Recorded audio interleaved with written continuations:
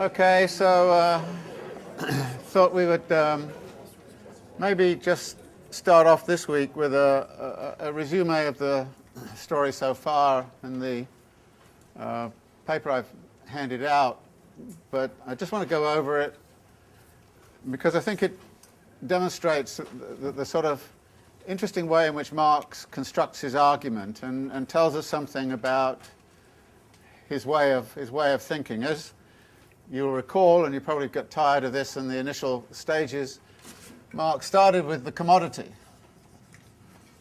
which is a unitary concept. But he then says there's a differentiation within that unity, and that differentiation is around use value and exchange value.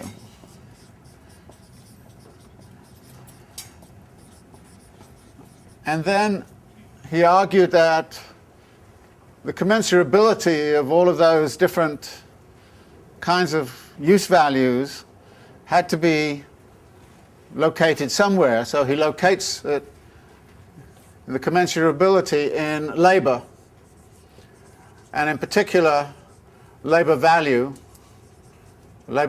or socially necessary labor time. And obviously the labor time expended on something was irrelevant if it was not a use value, so he links it back to use value. So he did this. Then the next step is to ask some questions about labor.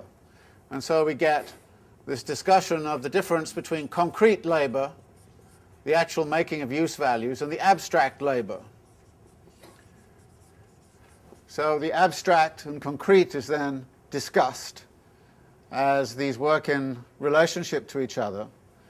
And of course, these two elements come together in the moment of exchange when a form of value is arrived at. So we get a form of value which arises, and then he subjects that to interrogation and comes up again with an internal differentiation between equivalent and relative forms of value, which of course at the end of the day produce or crystallizes out a money form.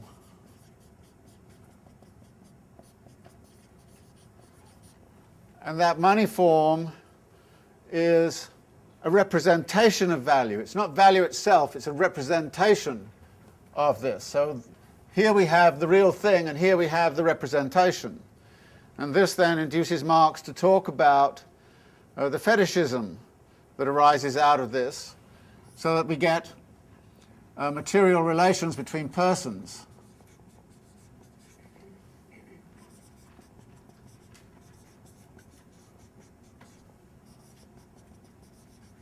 Which contrast with the social relation given by prices between things.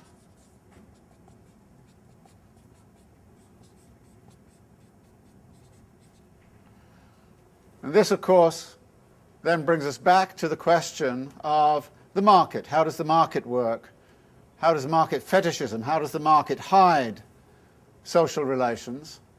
So we come back into the kind of question of the market and exchange, and we look more concretely again at a bifurcation between buyers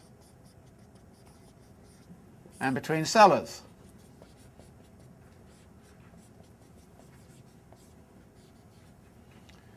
And again, this relationship is looked at, and clearly in a complicated exchange economy, that relation has to be mediated through money.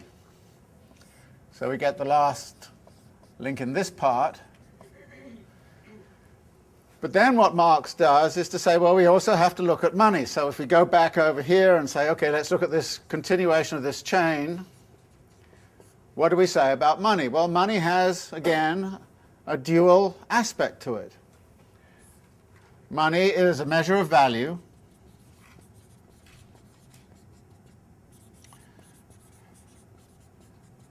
and it is also a means of circulation.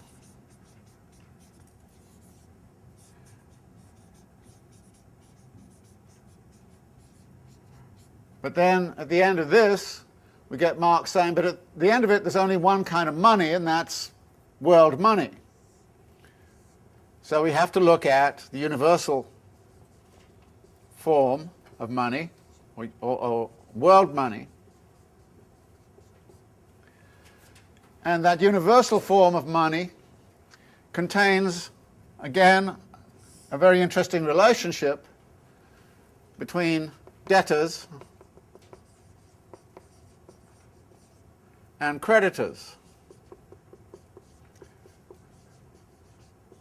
The only way this universal form of money can bridge this distinction between money as a means of circulation and as a measure of value is by there being a hoard, there being lending and debt, you know, so this relationship emerges, and out of this relationship there crystallizes a circulation process of capital.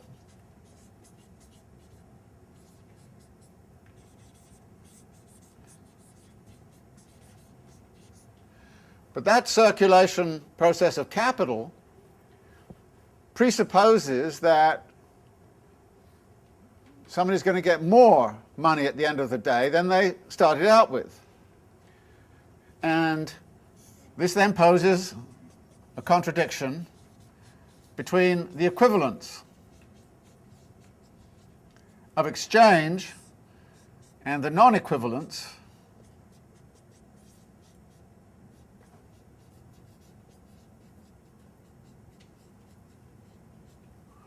of profit or surplus value.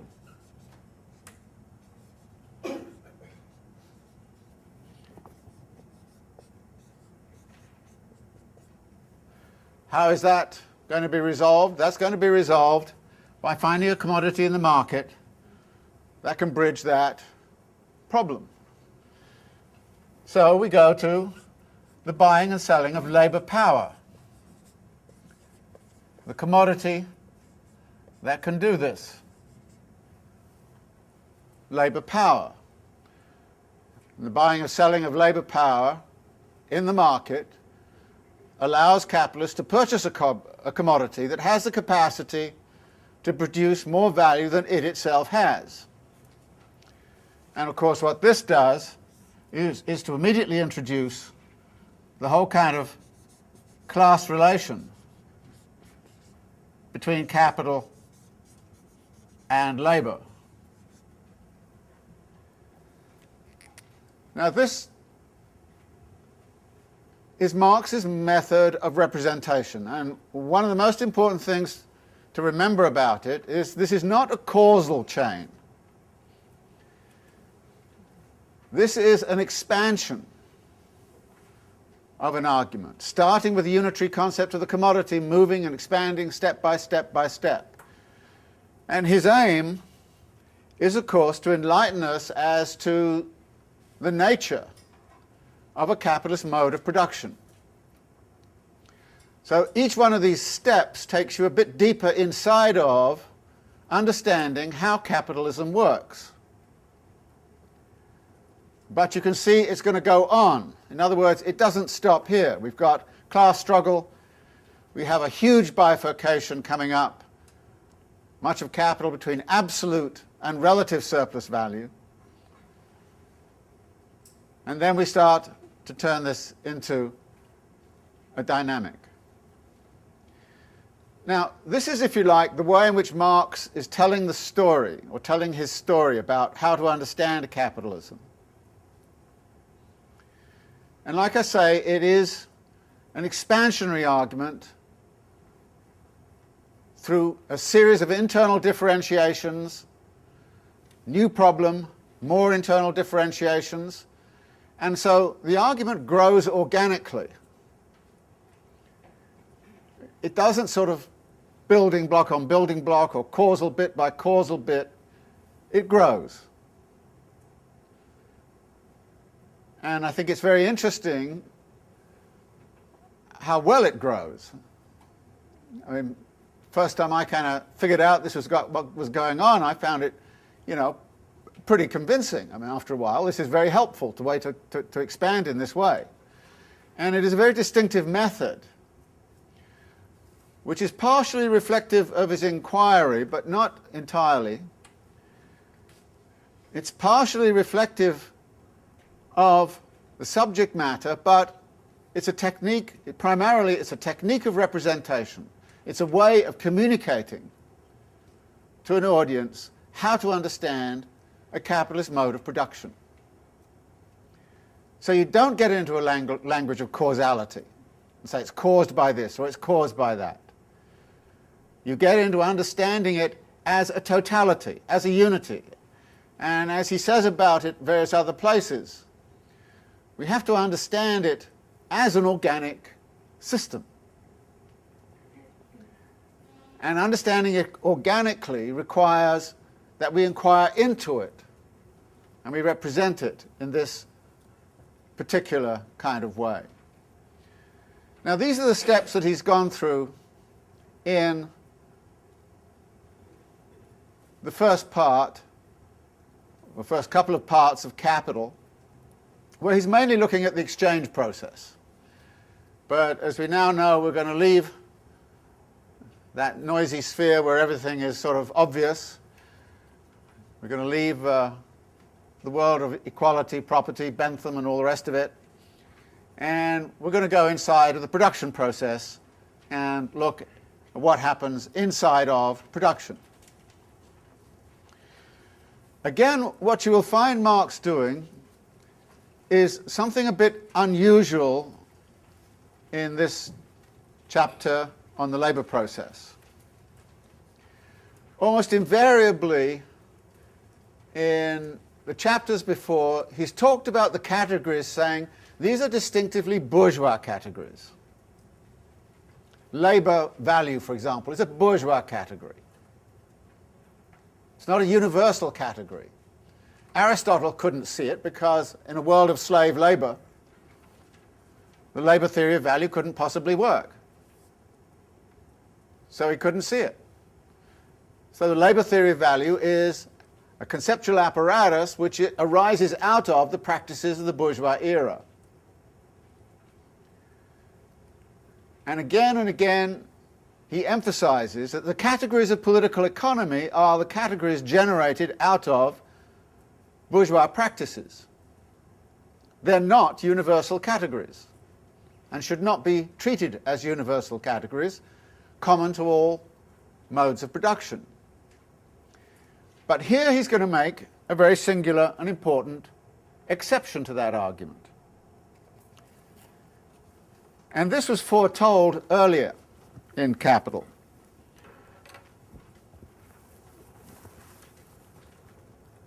Back on page 133.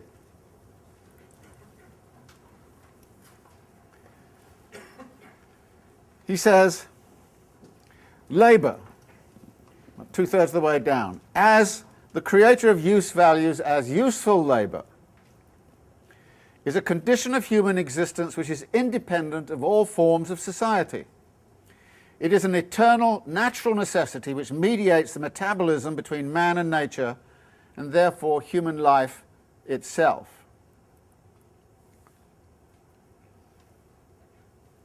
Then he goes on a little bit further to say, when man engages in production, he can only proceed as nature does herself, he can only change the form of the materials, and the like. Now, what he's doing in this chapter on the labour process, about the first 10 pages, is to talk about this universal condition of existence. We have to be very careful in reading this, not to read it through bourgeois categories.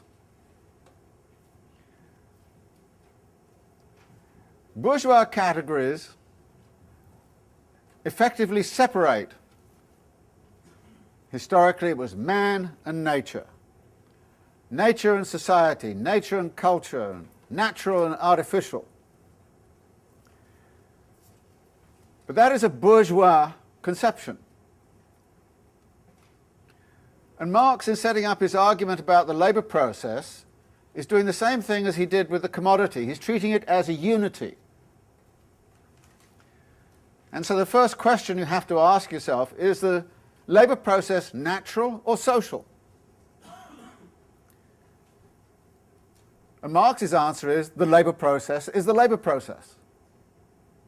It's both. Simultaneously. So we have to start from the proposition of a unity. That metabolic moment, which is always there, is where the labour process operates. And it is a naturally imposed necessity. We can't get away from it. We alter things around us in order to live. In so doing, we develop all kinds of social ways and social aspects. But for Marx, in the first instance, we have to think of this in this unitary way. So he says, labour is first of all a process between man and nature, a process by which man, through his own actions, mediates, regulates, and controls the metabolism between himself and nature. And as he said in the preceding paragraph, we shall therefore have to consider the labour process independently of any specific social formation, independently of how it has evolved under capitalism. So he then describes, in very general terms, how he construes this labour process. He confronts the materials of nature as a force of nature. He sets in motion the natural forces which belong to his own body, his arms, legs, head and hands, in order to appropriate the materials of nature in a form adapted to his own needs. Through this movement, he acts upon external nature and changes it. And in this way, he simultaneously changes his own nature. A very dialectical proposition, which says you cannot change yourself without changing the world around you. And you cannot change the world around you without simultaneously changing yourself. In other words, the unitariness of it, even though there is an opposition emerging, as with use value and exchange value, the unitariness of it can never, ever be displaced. And that dialectic of changing oneself through changing the world, and vice versa, that dialectic is fundamental to how Marx sees the evolution of human society through transformations of nature. It would lead me to make very strong propositions of the sort that says any ecological project is always a social project. All social projects are ecological projects. You cannot view them as somehow or other separate from each other. And one of the big problems that's arisen in the bourgeois era has been precisely the way in which, conceptually and also through practices and social institutions, we've increasingly seen nature as something over there and society as something over here. And then we get into all kinds of crazy things, like trying to draw causal arrows from one to the others. Does nature cause human beings to do this? Do human beings cause nature to do that? Again, Marx would want to approach this in a unitary manner, an organic manner, to try to say, look, this world of the labour process is wholly natural and wholly social at the same time. And it's transformative. And insofar as it's transformative of self and of society, and transformative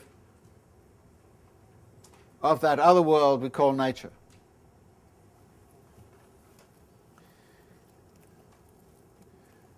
Through this movement, he goes on to say, he acts upon external nature and changes it. And in this way, he simultaneously changes his own nature. He develops the potentialities slumbering within nature.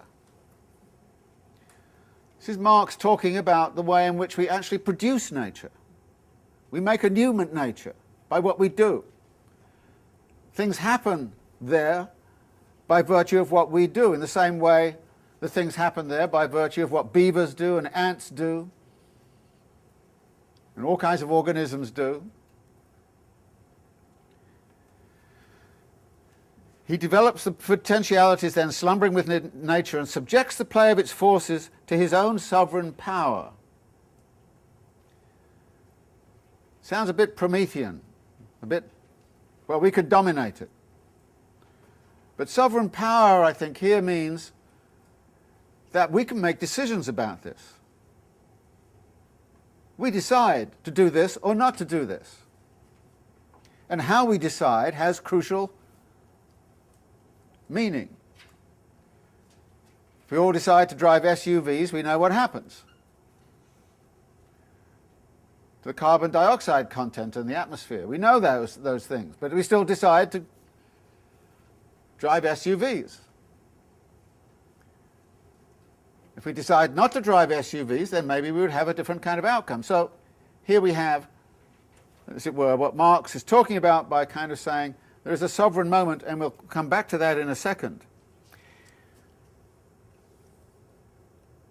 And he says, we presuppose labour, he says, in a form in which it is an exclusively human characteristic. Now, in his earlier writings, Marx frequently appealed to an idea called species being, which was about who we are as a species. What can we say about that? Almost certainly he took that idea from Kant, who also wrote at some length on the concept of species being in his Anthropology. And of course, it was there in Feuerbach's Anthropology as well. So the question is, are we different as a species from other species, and if so, how? We know that ants are different from beavers and bees and all the rest of it. So what he does is this. He says, well, we have to recognize that all species are engaging in this process of production of nature, if you want to call it that, production, transformative activities in their environment. But he says, what distinguishes the worst architect from the best of bees is that the architect builds the cell in his mind before he constructs it in wax. At the end of every labour process, a result emerges which had already been conceived by the worker at the beginning, hence already existed ideally, that is, mentally. Man not only affects change of form in the materials of nature, he also realizes his own purpose in those materials. Human labour has, prior to its engagement, a certain level of mental calculation and purposive thinking. Now again, this seems to run against some of the other quotes you doubtless hear from Marx, which say things like, consciousness arises out of material activity.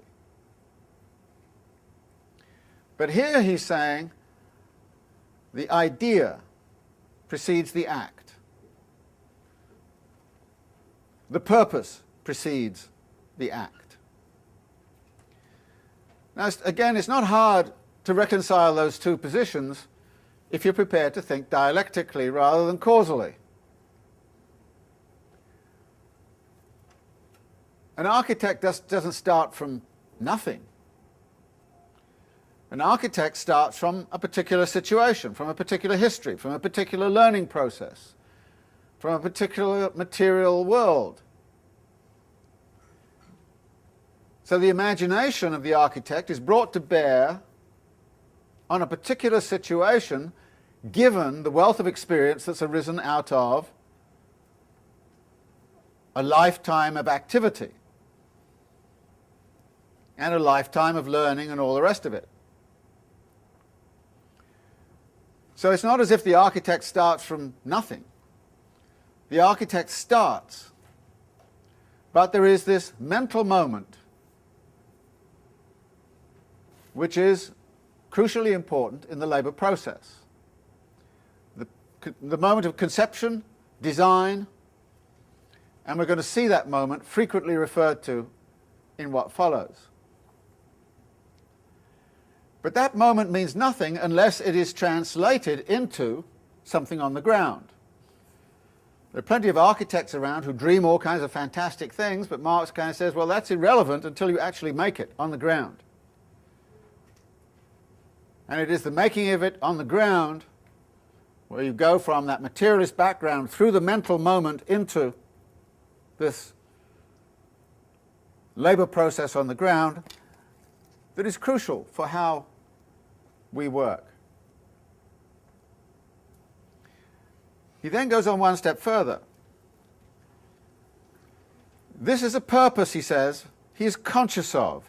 It determines the mode of his activity with the rigidity of a law, and he must subordinate his will to it. This subordination is no mere momentary act. Apart from the exertion of the working organs, a purposeful will is required for the entire duration of the work. This means close attention. The less is he attracted by the nature of the work and the way in which it is to be accomplished, and the less, therefore, he enjoys it as a free play of his own physical and mental powers, the closer his attention is forced to be. What he's attacking here is the Fourier view of work as play, pure play.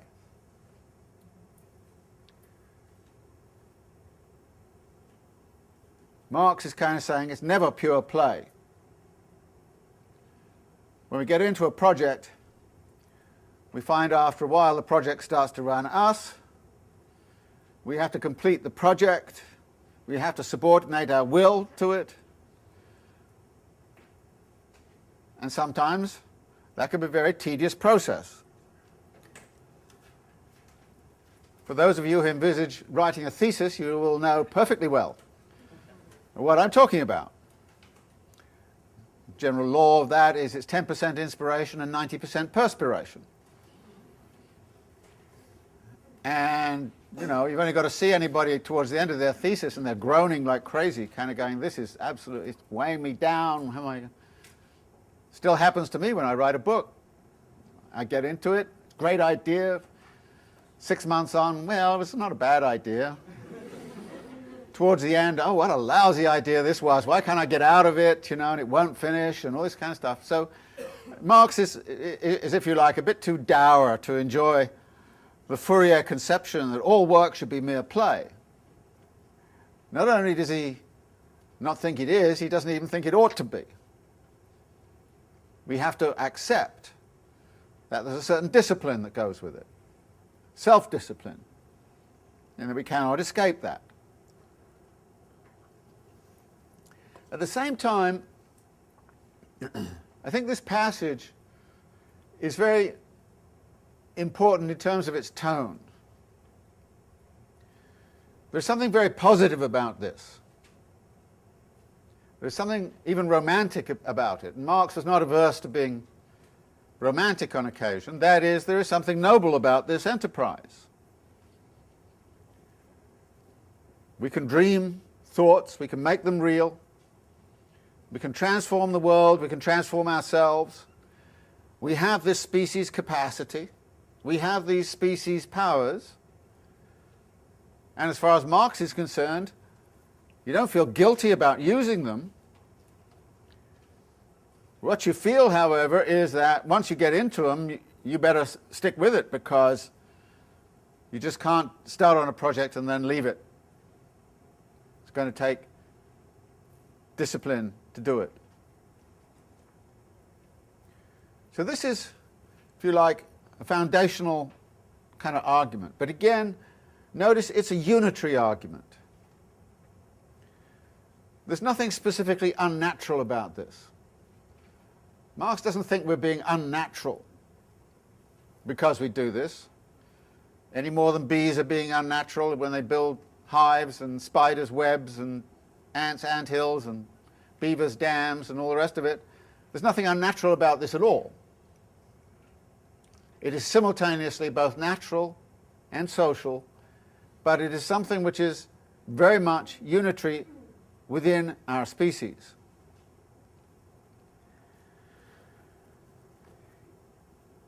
Now, Marx is not going to talk very much in Capital about the relation to nature and how it evolves in the bourgeois era. But actually, if you care to do the inferences yourself, you'll find he's actually saying quite a lot about it.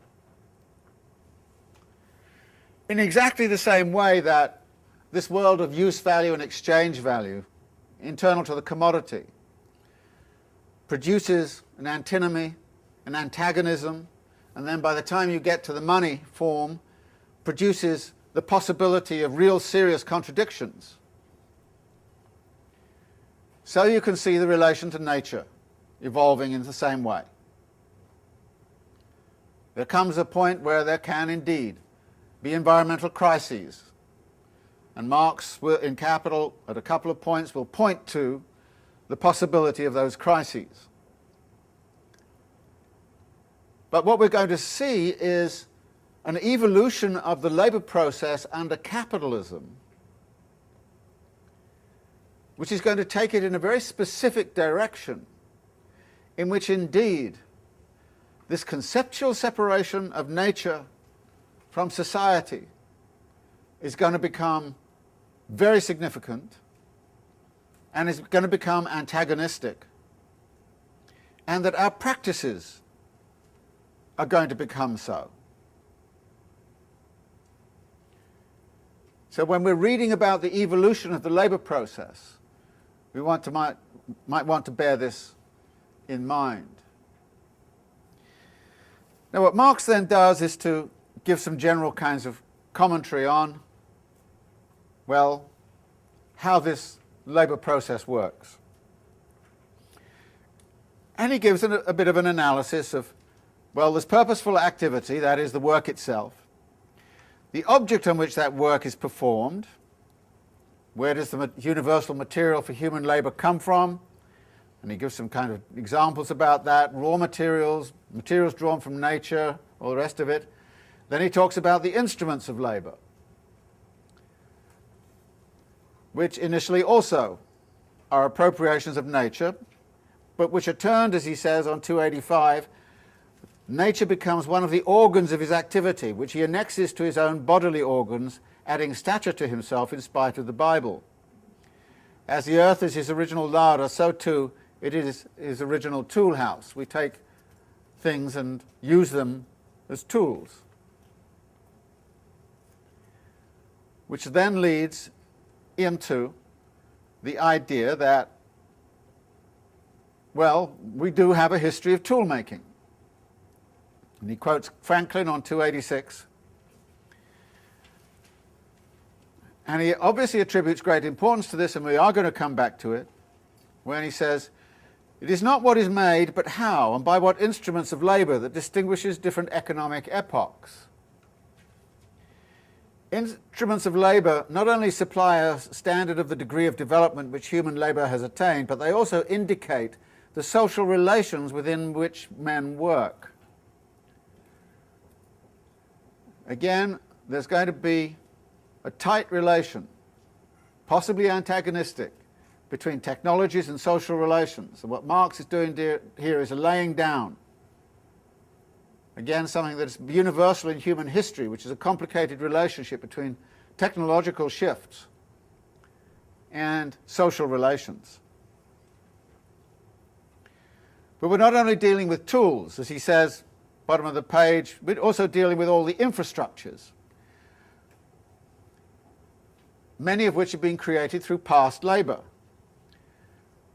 287. Instruments of this kind, which have already been mediated through past labour, include workshops, canals, roads, etc.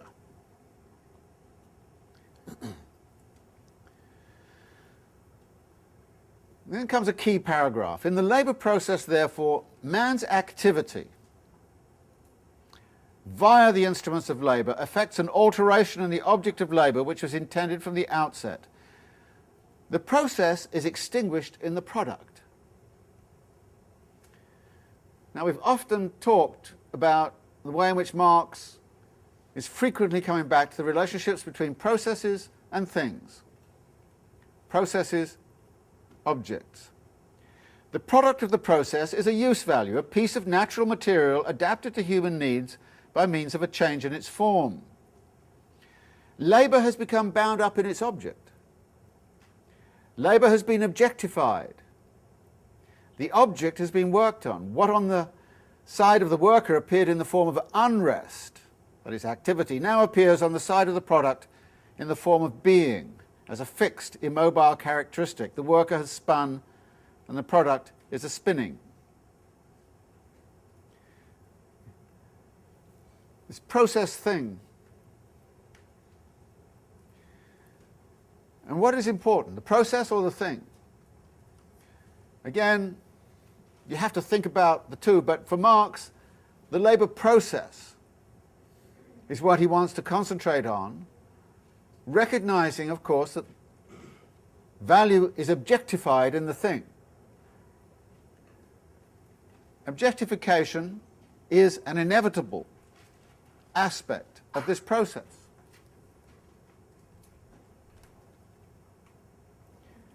If we look at the whole process, he then says, from the point of view of its result, the product, it is plain that both the instruments and the object of labour are means of production, and that the labour itself is productive labour. So we then get that simple distinction.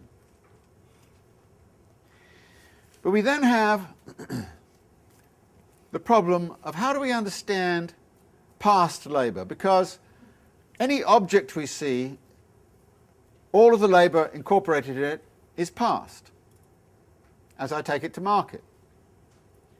But how past is that past?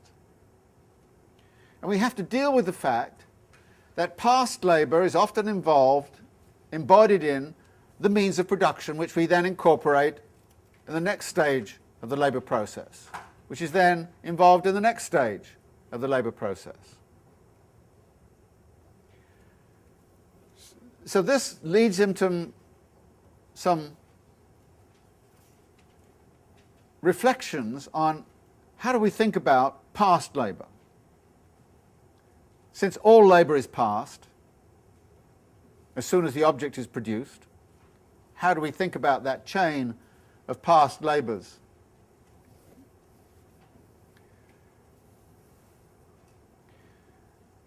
Particularly when some of those past labours disappear in the process of the production. The past labour involved in mining the coal, which I then use as the power source to make the steel. The coal just disappears. It's not in the steel, it's disappeared. But it is still past labour, which is there in terms of its history, but not materially there. And this is going to pose some very interesting accounting problems as we go on.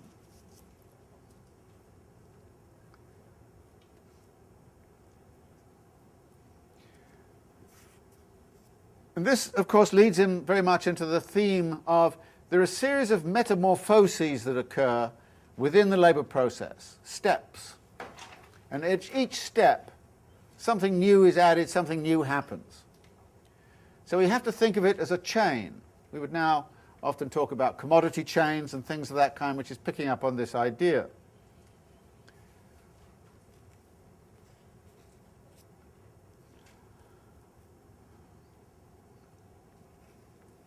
Then on 290, he introduces a very important distinction.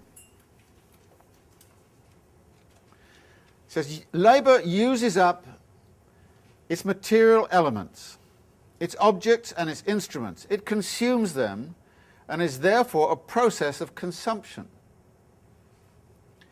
Such productive consumption, that's the terminology, productive consumption, is distinguished from individual consumption by this, that the latter uses up products as a means of subsistence for the living individual, the former as means of subsistence for labour, for the activity through which the living individual's labour power manifests itself. Thus, the product of individual consumption is the consumer himself.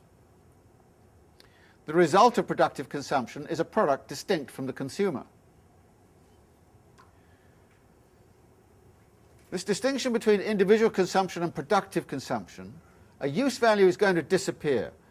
Where does it disappear to? Where does it go to? Productive consumption, it continues to remain present somehow or other in the production process, either materially or in terms of the past labour embodied being continuously present.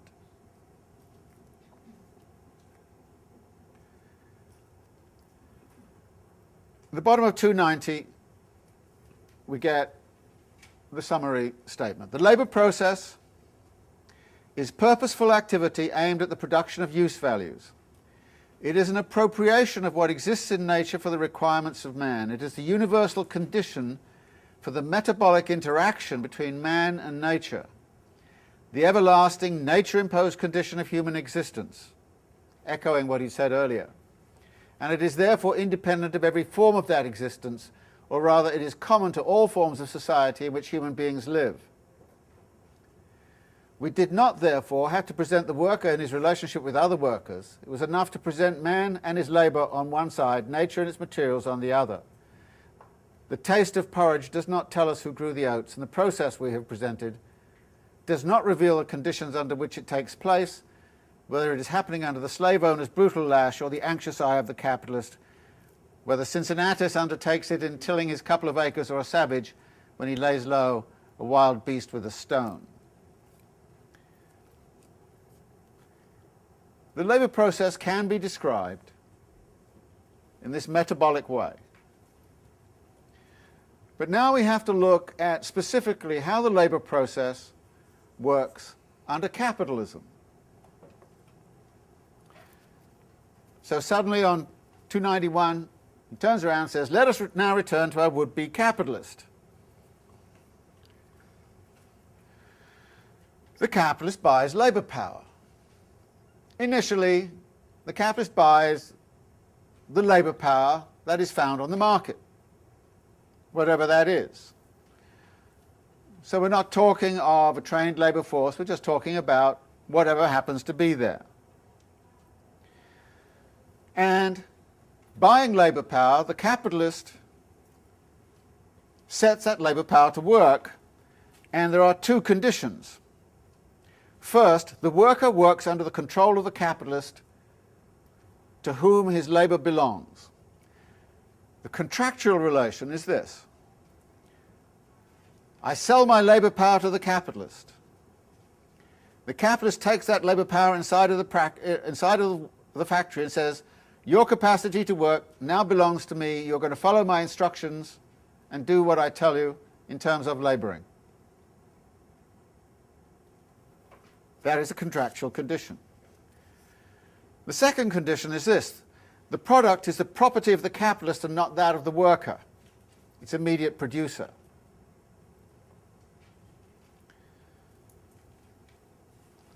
Now this, of course, is an interesting violation of the Lockean view that private property arises out of the way in which people labour and embody their labour in the land, and therefore that belongs to them. So the Lockean view is that private property and the rights to possess whatever it is one produces is crucial. But the rule here is not of that sort. Completely different rule. As he says, from the instant he steps into the workshop, the use value of his labour power, and therefore also its use, which is labour, belongs to the capitalist. By the purchase of labour power, the capitalist incorporates labour as a living agent of fermentation. Again, this idea of labour as a form-giving fire into the lifeless constituents of the product, which also belong to him. So he consumes the labour power. The capitalist consumes the labour power and the means of production, and the product belongs to the capitalist.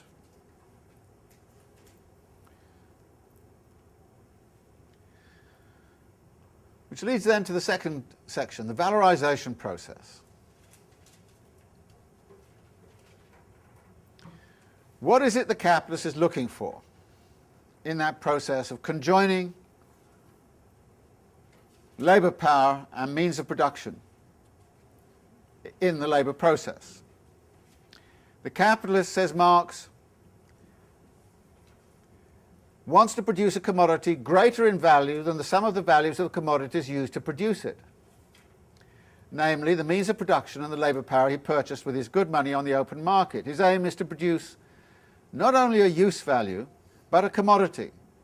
Not only use value, but value, and not just value, but also surplus value. So the capitalist unites,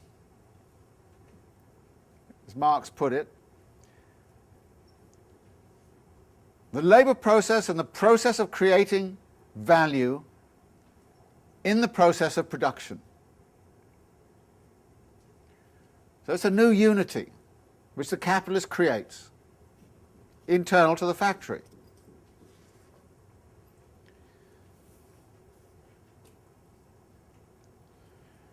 And what follows then is a discussion of how to understand the value which gets produced in that production process. And we first have to go through a consideration of all of the past labour incorporated in the means of production.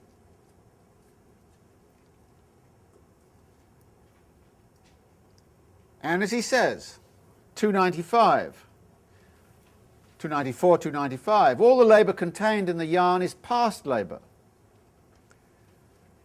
And it is a matter of no importance that the labour expended to produce its constituent elements lies further back in the past than the labour expended on the final process, the spinning. Therefore, he concludes, the labour contained in the raw materials and instruments of labour can be treated just as if they were labour expended in an earlier stage of the spinning process before the labour finally added in the form of actual spinning. The same is true of machinery, spindles, and all the rest of it. But again, we have a condition placed on this. That past labour has to be socially necessary past labour. The spindle has to be a spindle which is made in a socially necessary way. So he uses the example, well, if you have a gold spindle, that's tough.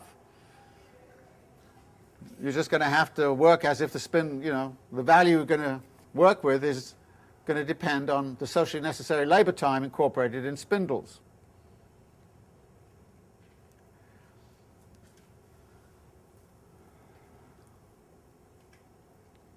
So the labour process then is put to work in this way, where you're taking past labour, the value of the past labour, and putting it to work.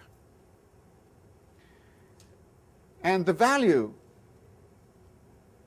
is going to be the value which the labour adds to the value of that past labour which is incorporated in the means of production. But when we do a simple accounting on that, on 297, the bottom there, it goes to a little thing and kind of says, well, you can go through the accounting this way, and what you come up with is that there's no surplus value. Our capitalist stares in astonishment. The value of the product is equal to the value of the capital advanced. The value advanced has not been valorized. No surplus value has been created. And consequently, money has not been transformed into capital. So then the capitalist goes through a bunch of arguments. This is wrong. Consider first my abstinence. I abstained from having a good time, from consuming my money. I invested it. Don't I deserve some return for that? Isn't there some reason why I shouldn't I get some more money just simply by virtue of my abstinence? And actually the whole kind of argument about Protestant ethic and abstinence and all that kind of stuff has a very important role to play in the whole history of how people thought about capitalism. Yeah, it was a return to abstinence. The second point, he says, well, I actually provide employment. Don't I deserve something for providing employment to people? I used to have this argument with my mother all the time. I'd say, let's abolish capitalists. And she'd say, well, who'd employ anybody if you didn't have any capitalists? And I said, well, there are plenty of other ways of doing it. No, we need the capitalists to employ people all the time. They are very important. The more of them, the better, she'd say. And it drive me crazy, Impossible to get past that logic. And the third argument is, well, I worked. I worked hard, it wasn't as if I sort of just sat there and put my feet up. I worked hard at actually setting up this production process, did all those kinds of things. Now, what we forget here is that actually capitalists usually pay themselves twice. To the degree they work, they pay themselves a managerial fee. They pay themselves as managers. They then actually, in addition, take a rate of return on the capital they advanced. Now, kind of small entrepreneurs don't do that. They obviously merge that together. But certainly in big corporations, you get this dual thing. You're getting a fee, and then you're getting something else on top of it. And the easiest way to look at that is the difference between the management salary that a CEO gets and what they get in the way of stock options, which have a lot to do with, how much surplus value you've managed to imagine you've created, even if you haven't done it, in the short time you remain CEO. So the capitalist tries to put all of these sorts of arguments together. And Marx mocks all three of them and says, well, they're not really serious arguments. So he then goes on to talk very explicitly on what happens. And the key passages are on 300 and 301. He says, let us examine the matter more closely. The value of a day's labour power amounts to 3 shillings. Remember, the value of the labour power is set by the value of the commodities needed to support the labourer at a given standard of living. And that's 3 shillings in Marx's accounting. And that 3 shillings can be created through half a day's labour. And he says, the fact that half a day's labour is necessary to keep the worker alive during 24 hours does not in any way prevent him from working a whole day. Therefore, the value of labour power and the value which that labour power valorizes in the labour process are 2 entirely different magnitudes. And this difference was what the capitalist had in mind when he was purchasing the labour power. The useful quality of labour power, by virtue of which it makes yarn or boots, was to the capitalist merely the necessary condition for his activity. What was really decisive for him was the specific use value which this commodity possesses, that's labour power possesses, of being a source not only of value but of more value than it has itself. This is the specific service the capitalist expects from labour power. In this transaction, he acts in accordance with the eternal laws of commodity exchange. In fact, the seller of labour power, like the seller of any other commodity, realizes its exchange value and alienates its use value. Remember last time we mentioned, labour is in this CMC circuit. The labourer sells the labour power for the money in order to get the commodities to live. And there's no violation of that law of exchange. So bottom of 301, Marx says every condition of the problem is satisfied, while the laws governing exchange of commodities have not been violated in any way. Equivalent has been exchanged for equivalent. The capitalist as buyer paid the full value for each commodity. for the cotton, for the spindle, and for the labour power. He then did what is done by every purchaser of commodities. He consumed their use value. And then he goes through to actually refer back to a whole set of things that he's mentioned earlier. The whole course of events, the transformation of money into capital, both takes place and does not take place in the sphere of circulation. Remember the echo back, page 269. Next passage, he talks about its magical properties. Remember the goose that magically laid its own golden eggs? Well, here you see the secret of that, how it is that value which can perform its own valorization process appears as an animated monster, which begins to work as if its body were by love possessed. And this all happens because when you get the labourer's labour power, you get it for a time, and you set the labourer to work, and after 3 hours or 6 hours or whatever it is, they have reproduced the equivalent of their value, and you then work them for another 6 hours. That's your surplus value. Which is, of course, then going to lead into the question of, well, why don't people stop working after 6 hours? Well, there's going to be a class struggle over the working day, for the obvious reason that the capitalist wants them to work 12 hours, not 6 hours. And the other problem is that the way this is set up, it's become very difficult to see when that moment of reproduction of labour power has been reached.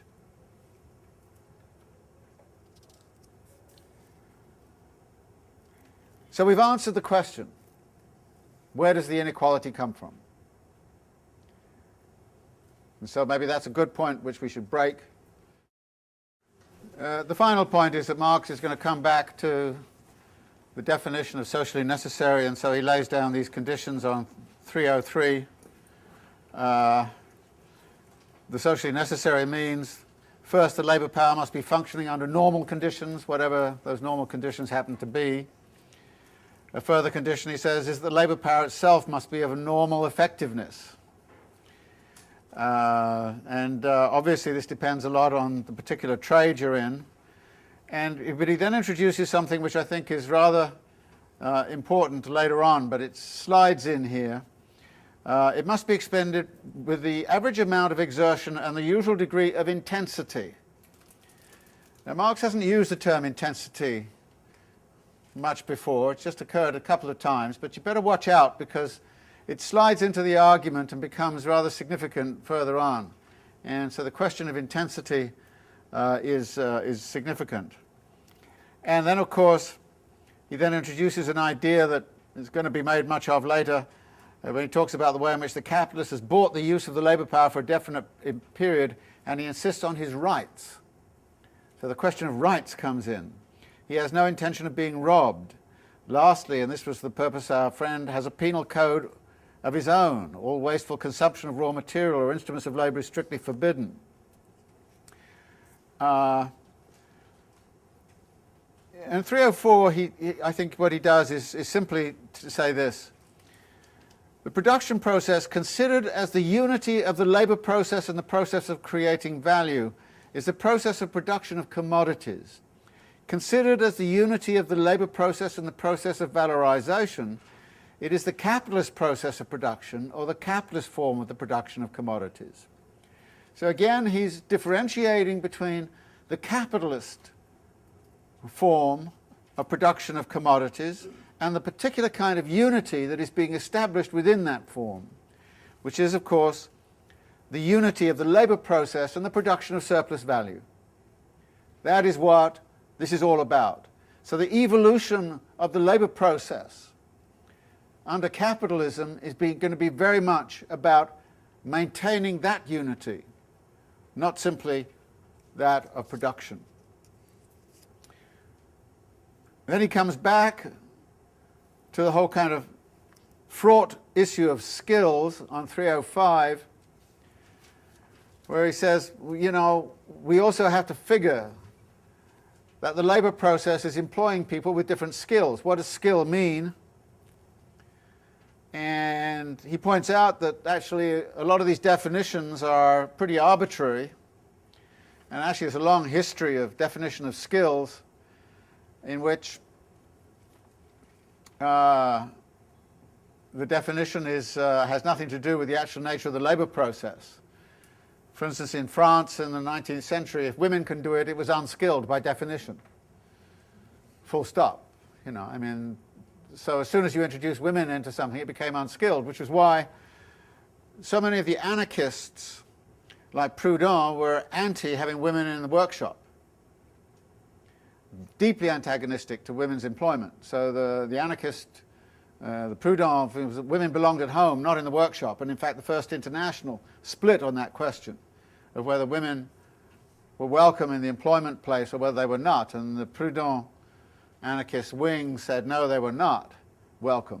But that had a lot to do with the fact that the base of the Proudhon movement was essentially skilled artisan, and they knew perfectly well that as soon as women got introduced into the workshop doing their jobs, their job would be called unskilled, and they'd be seriously, so there was a kind of a social process of definition there, which was very important. So Marx mentions that a little bit of this when he talks. It depends in part on the helpless condition. This isn't the footnote.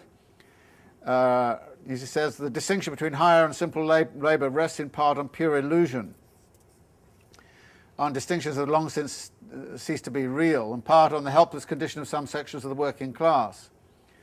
But then there is this problem, however, of what do you do with a situation of highly productive, skilled labor, and how do we account for the way in which they work in the labor process. And obviously they, as he says, this power of being of higher value, it expresses itself in labor of a higher sort and therefore becomes objectified during an equal amount of time in proportionally higher values. That is, skilled labor is incorporating more value into a product than unskilled labor. This is the argument which is being made here. It doesn't affect the theory of surplus value, but it does affect the whole kind of calculus as to exactly how we understand the value of labor power as it is both employed and as it is productive in the labor process. But Marx pushes by that whole argument at the end of this chapter, simply saying we save ourselves a superfluous operation and simplify our analysis by the assumption that the labor of the worker employed by the capitalist is average simple labor. So he's not going to concern himself with this problem anymore. As I think I mentioned before, when this same issue cropped up in a slightly different context, in a slightly different way, this is a little bit of a problem in Marx's analysis, and some people have made quite a bit of this as a weakness in Marx's analysis, so you may want to go look at that literature if you get very far into this, to this argument. Now, the next two chapters are, in a way, simple enough in content, and I don't think it's really necessary for me to spend too much time on them. He defines constant capital, and it's constant because it is past labor which has been incorporated in products prior to their incorporation in a particular labor process. The value of that labor, the value of the commodities, the value of the means of production is fixed. What happens to that value? Marx argues it gets transferred through the production process to the final product. So the total value of all of those means of production which are used in the production process ends up coming out the other end as the same total value. It is constant. That's why he calls it constant capital. The value transfer, the same amount of value comes out at the end as went in at the beginning. Now, this poses some particular problems, which he goes through in this chapter in some detail. Okay, this makes sense when we're looking at the cotton that ends up in the shirt. But what happens when we're dealing with the energy inputs? What happens when we're dealing with materials that disappear? What happens with machines that last a long time, say for 10 years or something like that? What happens? Well, Marx is going to say there is a value transfer that goes on, even though there is no material transfer going on. The machine does not pass bits of itself on into the product. Or at least you hope it doesn't. The value part of the machine gets passed on to the product. But at the end of the day, the machine is still there. So how much of the value of the machine gets passed on into the product? Well, Marx does a simple straight line depreciation argument and says, well, if it's 10 years, then 1/10 of the value of the machine passes on into the product every year. And you prorate that for the commodities, so that a little bit of the value of the machine ends up in the shoes or the shirts or whatever it is for every shoe or shirt. So there is a value transfer going on here. Now, again, this is interesting. This can only happen, of course, precisely because value is immaterial but objective. Remember that definition way back. Value is immaterial but objective. Socially necessary labor time is a social relation. It has a social meaning, and the means of its transfer is socially mandated. And it's mandated in this way, that the value of those inputs is incorporated into the output, the same value. Now, Marx is going to make a big deal of the fact that this transfer of value is given to the capitalist free by the labourer. That if the labourer were not doing what the labourer is doing, the value incorporated in those means of production would be lost. If the machines were not used, the value incorporated in them would be lost. So what the labourer is doing is transferring value through productive consumption. Remember the term, through productive consumption. That's what the labourer is doing. And the reason Marx is making a meal of this argument is precisely because you can see how much it empowers labour to know that if it goes on strike, if it stops the whole system, the transfer of value stops as well. The value embodied in the machinery that the capitalist has, which is supposed to last 10 years and work for 10 years, is going to be lost. In other words, part of what Marx is doing here is trying to work through an accounting system from the standpoint of the labourer to say to the labourer, look at what you're doing. You are actually preserving their value. And of course you could start to make a counter-argument to the way the capitalist says, well, I'm giving you employment, by turning to the capitalist and saying, yeah, but I'm preserving your value. Shouldn't you be paying me a lot more to preserve your value? Without me, you wouldn't preserve your value. You'd lose all your value. So Marx is going to talk about that as almost an accounting phenomena, the way in which value gets transferred. Then, of course, the labourer is essentially going to add value to the value of the means of production. So, in effect, what Marx is proposing here is a value-added theory of surplus value production. And because it is adding value, he defines that capacity of adding value as variable capital. And it's variable because it is increasing the amount of value. The labourer is working, incorporating more socially necessary labour time into those existing or pre-existing raw materials, using the pre-existing machinery, and is adding value. So it's a value-added kind of idea that Marx is working with.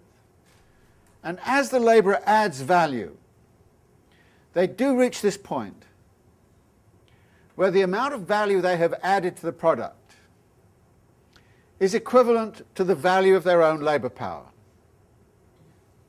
And as we've seen in the accounting that went before, that occurs after, say, 6 hours, 3 shillings worth, or whatever the accounting is. So after 6 hours, the labourer has added enough value to cover their own costs of reproduction at a given standard of living in a given society at a given time, knowing what the value of labour power is in a given society at a given time. But what the labourer then does is to add even more value, which Marx then says we call surplus value. So the value of the product, at the end of the day, is going to be the addition of these three elements: constant capital, the value of that; variable capital, which is equivalent to the value of labour power; and the surplus value. And you have to think of that as being embodied in every single commodity. Every single commodity is made up of a C element, a V element, and an S element. And it is a continuous process of production.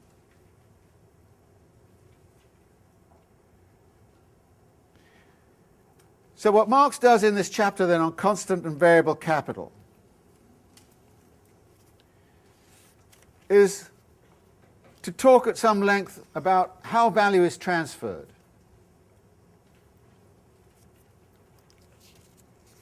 And the significance of that transfer. And then how value is added.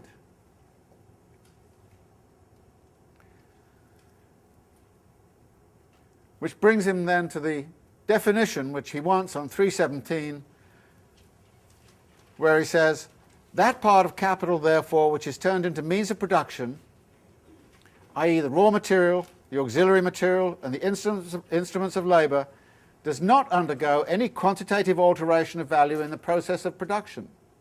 For this reason I call it the constant part of capital, or more briefly, constant capital. Then he goes on to say, on the other hand, that part of capital which is turned into labour power does undergo an alteration of value in the process of production. I therefore call it the variable part of capital, or more briefly, variable capital.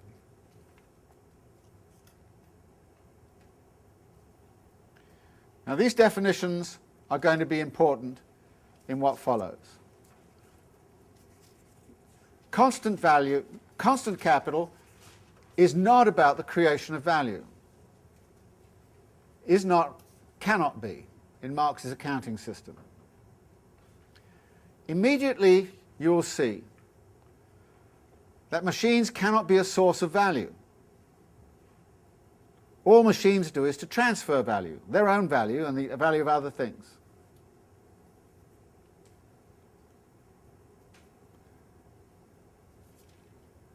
Now this creates some rather counterintuitive ideas. People often think machines are a source of value. If machines are not a source of value, why do capitalists invest in them?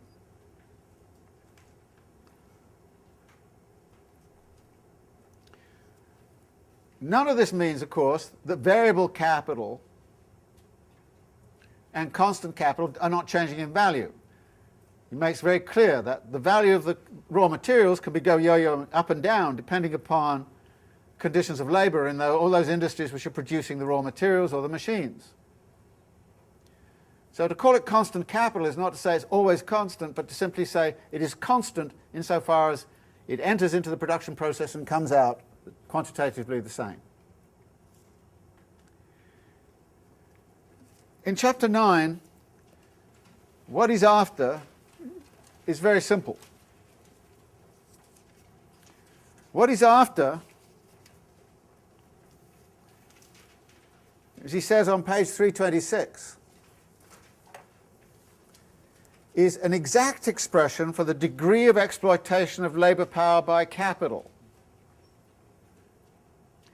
or of the worker by the capitalist. And he here plays around with these C plus V plus S categories and says, well, what do these ratios look like? What, for example, does the ratio of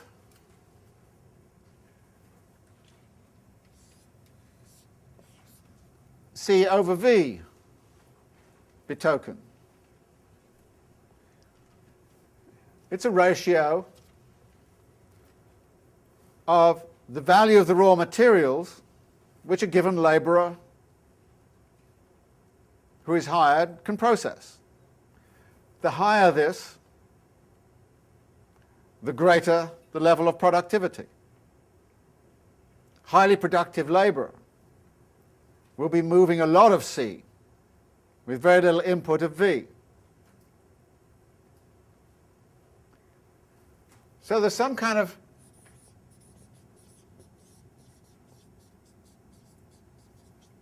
measure of productivity which is involved in this. You then ask yourself the question, what is the relationship S over V? It's the amount of surplus in relationship, and he has various ways of looking at this. The amount of surplus versus variable capital, but it can also be put in other terms. Necessary labour, i.e. the labour necessary to reproduce the labourer, is V, surplus labour. And this is the rate of exploitation.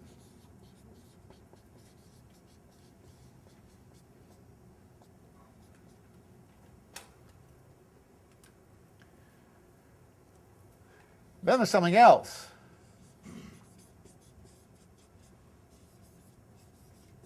Which is the rate of profit, which is the surplus over the total amount of capital advanced, which is C plus V.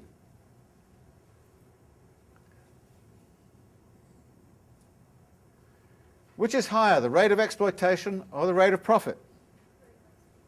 The rate of exploitation. What does the capitalist always talk about? The rate of profit. So again, what Marx is trying to do here is to set up an accounting system which goes beyond the ways in which the bourgeois typically calculates and typically argues. You can be very highly exploited in a labour process, but the capitalist can have a low rate of profit. So when you go to the management and say, hey, I'm being highly exploited, I don't like this, and the management says, well, just look at my rate of profit. It's very, very low. And if you're naive, you'll say, oh, yeah, I see, you're not making much out of this, are you? So, oh, poor you. I'll work even harder, Well, Marx is saying, you better watch out because you should really be looking at the rate of exploitation, which is the amount of labour time, socially necessary labour time, which you are giving to the capitalist without remuneration.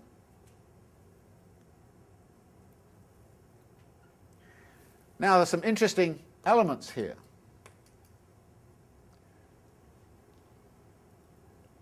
I suggested that capitalists may like to cite the rate of profit.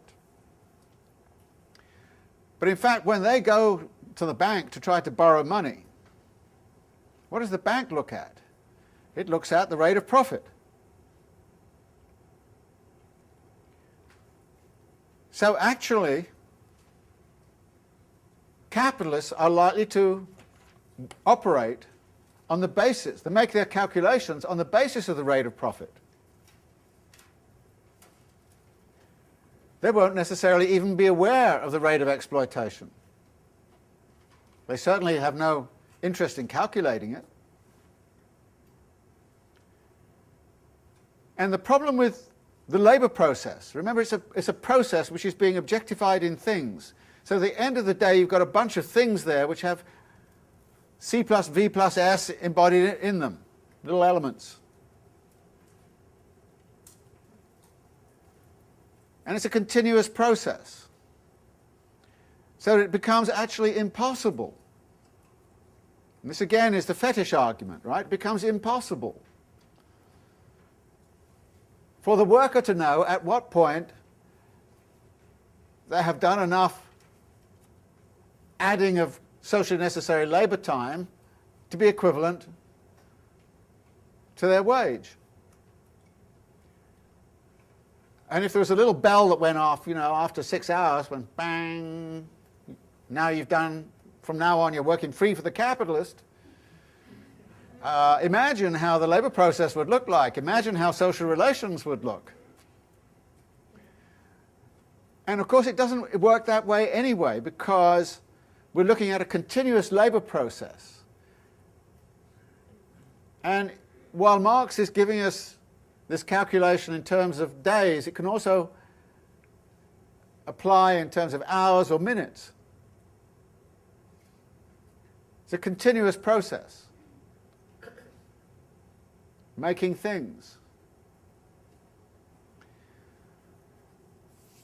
So this rate of surplus value then is what animates Marx in thinking about how the labourer should think of their situation.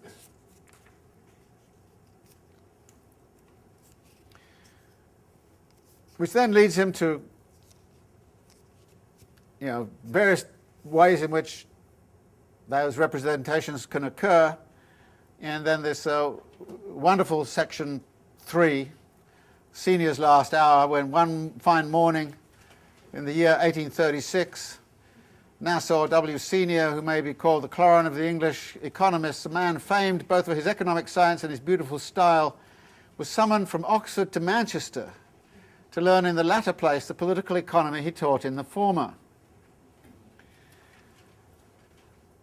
Now what Senior argued was this.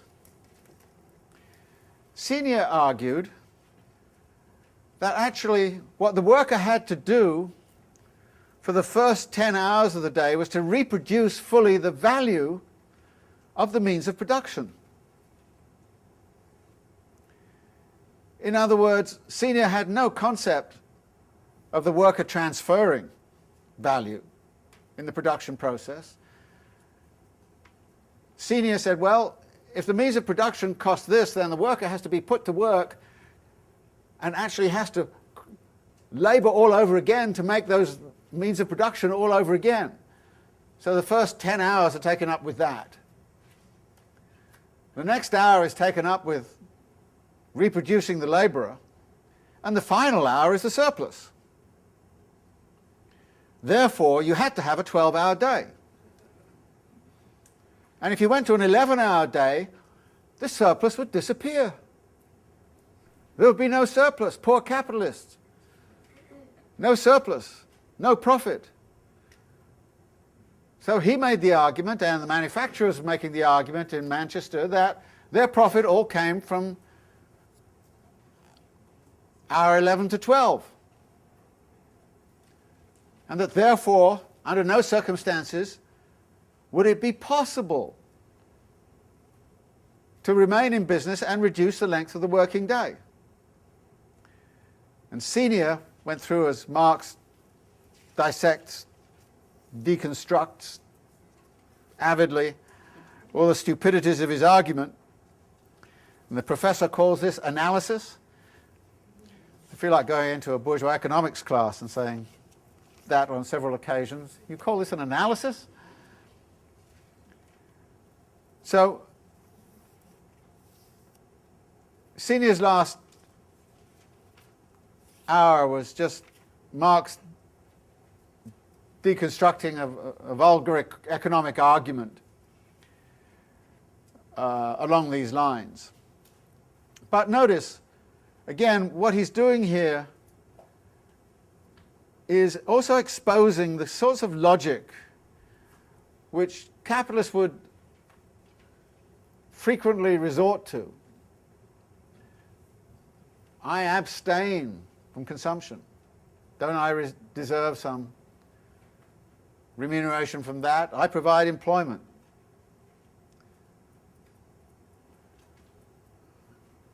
I do all of these. I work at what I do. And the way I work is I'm desperately concerned to get that profit, and that profit comes out of this 12th hour.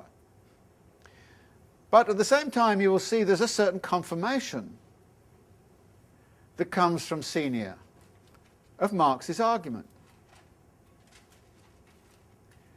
That indeed it is the capitalist command of time and the worker's time which is absolutely crucial.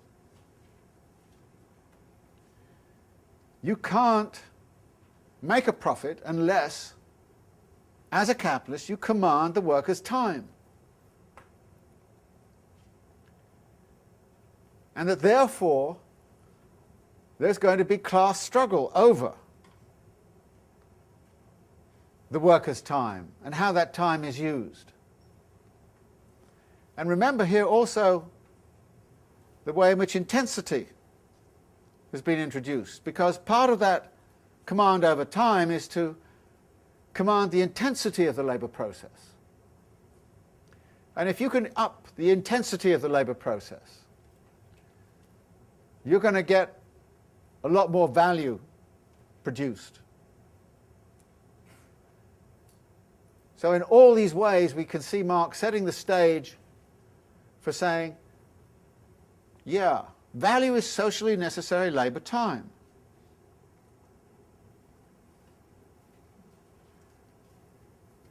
Profit comes from surplus value, which is surplus labour time, the surplus labour time of the worker, over and above the necessary labour time they use in order to reproduce their own value. So suddenly this becomes all about time and temporality, and capitalist concern with temporality and command over temporality. So not only does the capitalist have to command the labour process, determine what it is the labourer will do, not only must the capitalist command the product, they're also going to have to command the time of the labourer. And that becomes crucial, because without command of that time, no surplus value, no profit. And in a funny kind of way, Senior recognises that and makes this hokey argument, but nevertheless recognises in that argument the crucial aspect of temporality to the way in which capitalism works. And again, one of the elements which is involved here in this temporality is going to be also carried over into that metabolic moment, the relation to nature. We all of us, I think, would recognize one of the big problems of capitalism is the way in which decisions are made short-term. Long-term decisions are much harder to make. And the shorter the term of the decision, the better for the capitalist. Which means that if you're exploiting a natural resource or something of that kind, what do? You exploit it to the hilt on a short-term basis. So the short-termism is also going to be built in. So you can build, at the same time as you see what the capitalist is going to do to the labourer, you can also start to think about what the capitalist is going to do in relationship to natural resources and that metabolic relation to nature. how is that metabolic relation to nature going to evolve? What is its evolution going to look like? And again, what you start to see here is Marx looking at that unity that we started off with in the chapter on the labour process, that metabolic moment where the social and the natural. And you start to look and think about how that begins to evolve under the pressures of this temporality, which Marx will quote later on, that moments are the elements of profit. And if moments are the elements of profit, then the capitalist is very concerned to capture every moment in the labour process, which is going to take us then into the next chapters on the working day. Okay, we've covered a lot, so let's have some time here for some general discussion. Yeah? How does Marx account for his ability to see these things that other economists of his time couldn't see? I don't know how he accounts for that. I think that I think two things probably come into play most of all. Firstly, his conscious decision to situate himself and look at this system from the perspective of the worker and the working class. So there's what we would now call a situated knowledge decision here. So I think partly it's looking at it from that perspective. The other, I think, comes from what I initially talked about, which is the way in which he uses, for instance, notions of French socialist utopianism, mainly French socialist utopianism, German critical philosophy and English political economy to try to figure out what the holes are in English political economy. And sometimes it's very easy to pick the holes, as he does with Senior. Other times it's not so easy. It's not so easy to do it with Ricardo. And he's very admiring of Ricardo and that, but sees clearly that Ricardo still has these problems about the labour theory of value without knowing what socially necessary really meant. And again, what we see here is something which is important. That is, when the capitalist establishes that unity between the labour process and the production of surplus value as being the core of what they're about, and it has to be the core of what they're about because that's the only way they can assure themselves of that. When they establish themselves that way, they start to make decisions on that basis. And the whole system gets moved towards a different kind of operational structure as a result of that conscious move on the part of the capitalist. We're after surplus value. That's what we want.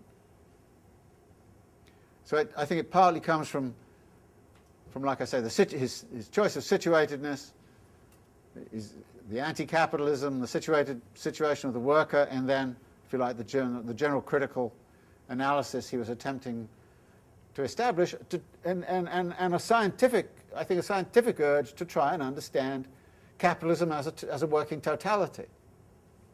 And he never shies away from that. You know, these days we're not supposed to talk about totalities anymore. Apparently it's reactionary. But he takes a view that you've got to understand the capitalist mode of production as a totality. And you have to understand it in an organic system, and you have to understand the elements as these come together. So he also has that scientific mission to understand it as an organic totality. There's no class next week. It's Columbus Day, right? Is that right? What did Columbus do? He was one of the worst geographers who ever existed. He landed at a place he didn't know where he was.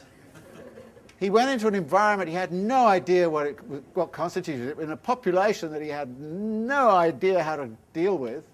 he was one of the worst geographical wreckers there's ever been, you know, and yet he's somehow or other held up as the great example of a great geographer. It's kind of incredible. Anyway, no class next week. The week after, we're going to do the chapter on the working day, which is a long empirical chapter. And then the chapter following that, so that's chapter 10 and chapter 11, which is the rate and mass of surplus value. So chapters 10 and 11. And we'll meet in 2 weeks' time, so you'll have plenty of time to ruminate on the working day with the help of Columbus and others.